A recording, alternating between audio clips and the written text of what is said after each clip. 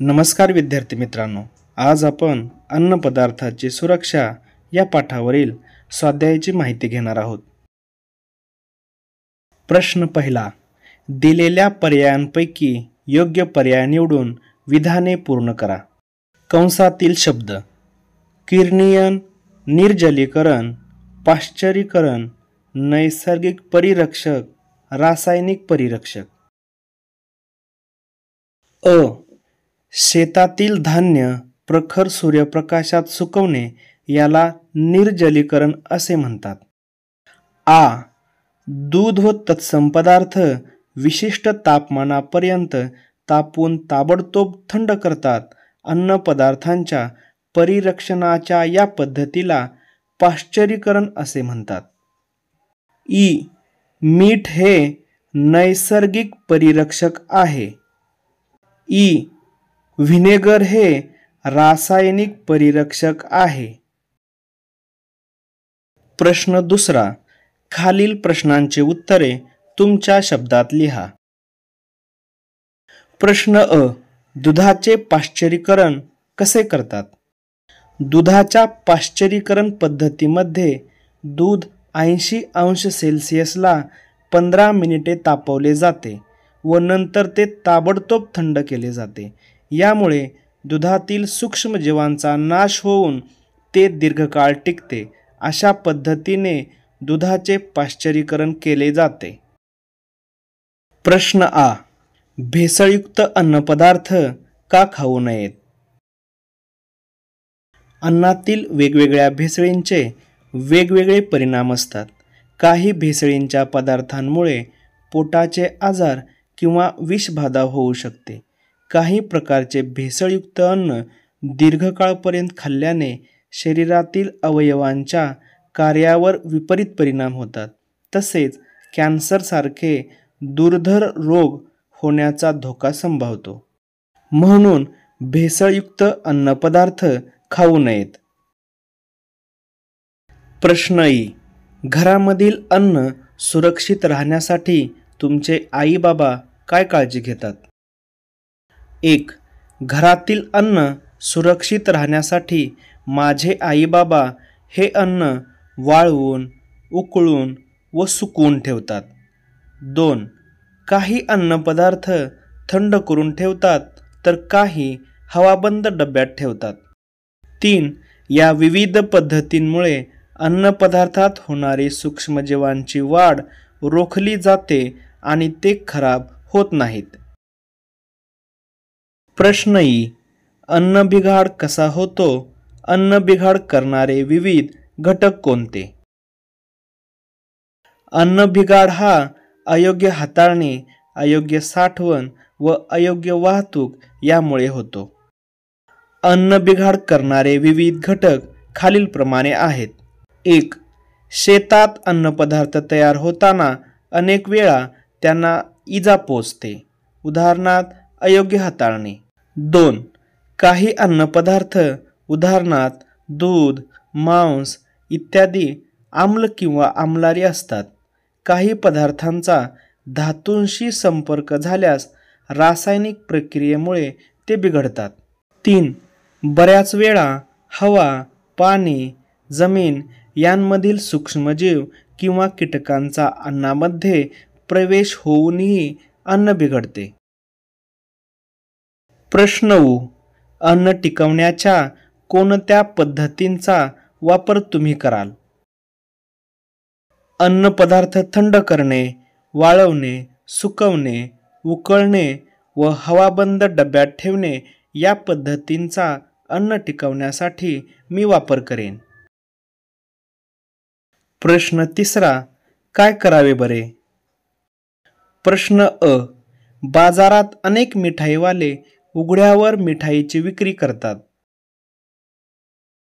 बाजारात उघड्यावर विक्रीस ठेवलेली मिठाई खरेदी करू नये, तसेच ती खाऊ नये. मिठाई विक्रेत्याला मिठाई सुरक्षित व झाकून ठेवण्याची विनंती करावी. काही अनुचित प्रकार निदर्शनात येत असेल तर अन्न व औषध प्रशासन यांच्याशी संपर्क साधावा. प्रश्न आ. पाणीपुरी विक्रेता अस्वच्छ हातानेच पाणीपुरी बनवत आहे.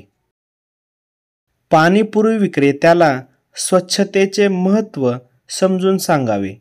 त्याचबरोबर अस्वच्छतेमुळे होणाऱ्या विविध रोगांविषयी त्याला जागरूक करावे. पाणीपुरी विक्रेत्याला हातमोजे घालण्यासाठी परावृत्त करावे. अशा अस्वच्छ पाणीपुरी विक्रेत्याजवळची पाणीपुरी खाणे टाळावे. प्रश्न ई. बाजारातून भरपूर भाजीपाला फळे विकत आणली आहेत. बाजारात भाजीपाला फळे ताजी दिसावीत यासाठी त्यावर पाणी शिंपडले जाते. पाणी शिंपडल्यामुळे धुळीचे कण, घाण त्यावर सहज चिकटते. म्हणून बाजारातून आणलेला भाजीपाला फळे स्वच्छ पाण्याने धुवून घ्यावीत. भाजीपाला फळे कोरडी झाल्यावरच वापरावीत. प्रश्न ई. उंदीर, झुरळ, पाल यांपासून अन्नपदार्थांचे रक्षण करायचे आहे. उंदीर, झुरळ, पाल यांपासून खालील प्रकारे रक्षण करता येईल. 1. अन्नपदार्थ व्यवस्थित झाकून ठेवावेत. 2. अन्नपदार्थ योग्य उंचीवर ठेवावेत. 3. शक्य असल्यास अन्नपदार्थ शीत कपाटात ठेवावेत. प्रश्न चौथा. आमच्यातील वेगळा कोण हे शोधा. प्रश्न अ. मीठ, व्हिनेगर, सायट्रिक आम्ल, सोडियम बेन्झोएट. उत्तर मीठ. मीठ हे नैसर्गिक परिरक्षक असून इतर सर्व रासायनिक परिरक्षके आहेत. प्रश्न आ. लाखीची डाळ, विटांची भुकटी, मेटॅनिल येलो व हळद पावडर. उत्तर हळद पावडर. हळद पावडर हा अन्नपदार्थ असून इतर सर्व अन्नपदार्थातील भेसळ आहे. प्रश्न ई. केळी, सफरचंद, पेरू, बदाम. उत्तर बदाम हे दीर्घकाळ टिकणारे असून इतर सर्व अल्पकाळ टिकणारे अन्नपदार्थ आहेत. प्रश्न ई. साठवणे, गोठवणे, निवळणे, सुकवणे. उत्तर साठवणे. इतर अन्नपदार्थ साठवण्याच्या पद्धती आहेत. प्रश्न 5. खालील तक्ता पूर्ण करा. क्रमांक पदार्थ भेसळ. क्रमांक 1 पदार्थ हळद पावडर, भेसळ मेटॅनिल येल्लो. क्रमांक 2 पदार्थ मिरी, भेसळ पपईच्या बिया. क्रमांक 3 पदार्थ रवा, भेसळ लोहकीस. क्रमांक 4 पदार्थ मध, भेसळ काकवी अथवा गुळाचे पाणी. प्रश्न 6. असे का घडते ते लिहून त्यावर काय उपाय करता येतील ते सांगा. अ. गुणात्मक अन्न नासाडी होत आहे.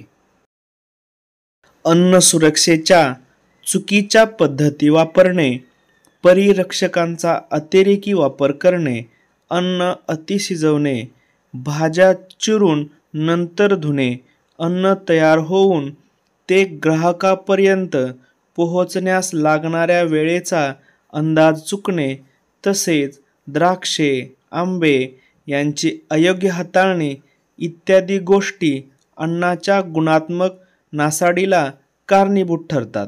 उपाय. 1. अन्न जास्त वेळ शिजवू नये. 2. आवश्यक तेवढेच अन्नधान्य, फळे, भाज्या यांची खरेदी करणे. 3. परिरक्षकांचा अतिरेकी वापर टाळणे. 4. अन्नधान्याची साठवणूक योग्य पद्धतीने करणे.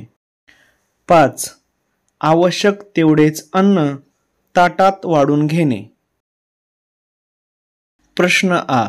शिजवलेला भात कच्चा लागत आहे. शिजवलेला भात कच्चा लागत आहे कारण पुरेसे पाणी वापरले नाही किंवा उष्णतेअभावी तो व्यवस्थित शिजलेला नाही.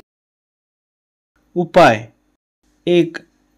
पाणी टाकून पुन्हा भात शिजवावा. 2.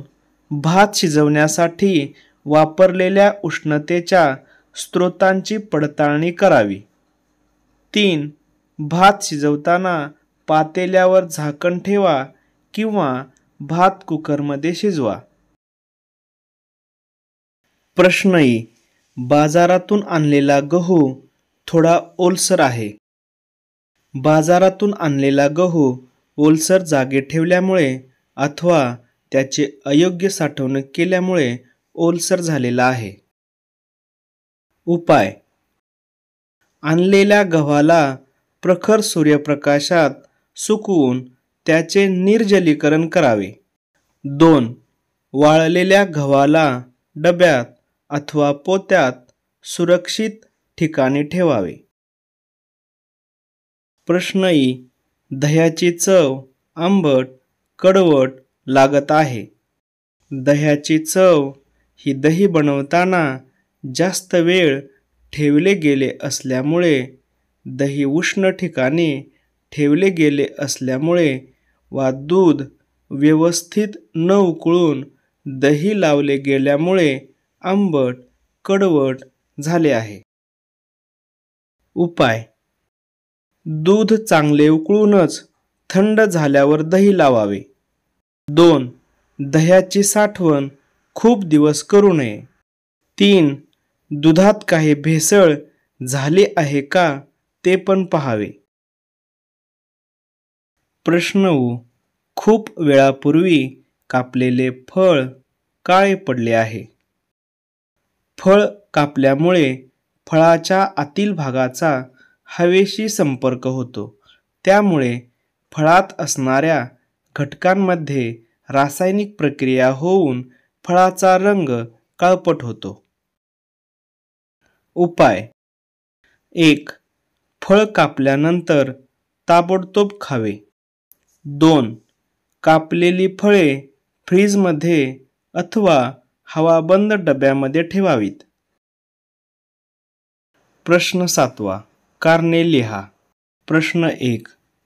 5°C तापमानाला अन्नपदार्थ सुरक्षित राहतात. 5°C तापमानाला अन्नपदार्थ सुरक्षित राहतात कारण 1. कमी तापमानाला अन्नपदार्थातील जैविक व रासायनिक प्रक्रियांचा वेग मंदावतो. 2. त्यामुळे अन्नपदार्थ खूप काळ टिकू शकतात. 3. यासाठीच घरातील शीत कपाटाचा रेफ्रिजरेटरचा उपयोग होतो. प्रश्न 2. सध्या मोठ्या समारंभात बुफे पद्धतीचा वापर करतात. सध्या मोठ्या समारंभात बुफे पद्धतीचा वापर करतात कारण 1. आवश्यक तेवढे अन्न ताटात वाढून घेता येते, त्यामुळे अन्न वाया जात नाही. 2. प्रत्येक व्यक्ती आपल्या आवडीनुसार अन्नपदार्थ घेऊ शकतात. 3. वेळेची व श्रमाची बचत होते.